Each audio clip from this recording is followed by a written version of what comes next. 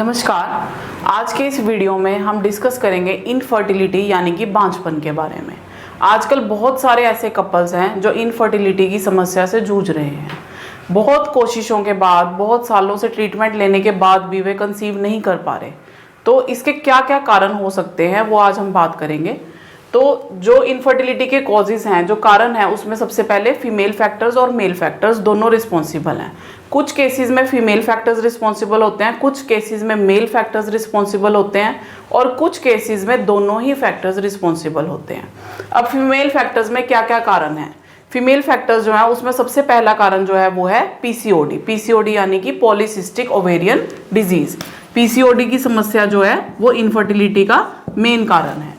उसके अलावा इसमें आता है पीआईडी। पीआईडी यानी कि पेल्विक इन्फ्लेमेटरी डिजीज। पेल्विस में इन्फ्लेमेशन का होना, स्वेलिंग का होना, वो जो है वो भी कारण है इनफर्टिलिटी का। उसके बाद आता है ट्यूबल ब्लॉकेज। ट्यूबल ब्लॉकेज यानी कि जो फेलोपियन ट्यूब्स है उनका ब्लॉक हो जाना जो है वो भी कारण है इनफर्टिलिटी का।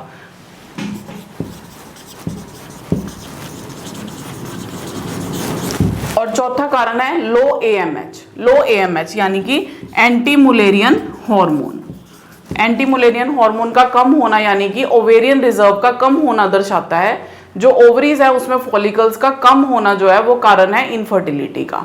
अब इसके जांचने के दो तरीके हैं। एक तो लो एएमएच यानी कि हार्मोनल जांच करवाते हैं हम ब्लड की, जिससे पता चलता है कि एएमएच लो है या नॉर्मल है या हाई है। और दूसरा तरीका है इसका अल्ट्रासाउंड। पीरियड्स के सेकंड या थर्ड डे पे अल्ट्रासाउंड कराते हैं जिसमें कि एंट्रल फॉलिकल्स का काउंट पता चलता है। एंट्रल फॉलिकल्स का काउंट 2 या 3 है तो मतलब कि वो नॉर्मल है दोनों ओवरीज में। अगर उससे कम है इसका मतलब आपके पास लो ओवेरियन रिजर्व है। ये सब कारण है इनफर्टिलिटी के लिए। इसके अलावा भी बहुत सारी फीमेल्स में इन्फेक्शंस होती हैं, वेजिनाइटिस, सर्विसाइटिस, बहुत सारी प्रॉब्लम्स हैं जिसके कारण कपल्स जो है वो कंसीव नहीं कर पाते हैं। दूसरा हमारे पास फैक्टर्स आता है मेल फैक्टर। मेल फैक्टर्स में स्पर्म के डिफेक्ट्स होते हैं कॉमनली, ओलिगोस्पर्मिया, एस्पर्मिया, हाइपोस्पर्मिया, एजोस्पर्मिया और टेरेटोजूस्पर्मिया। ऐसे बहुत सारे स्पर्म के डिफेक्ट्स हैं जिनके कारण कपल्स जो है वो कंसीव नहीं कर पाते हैं।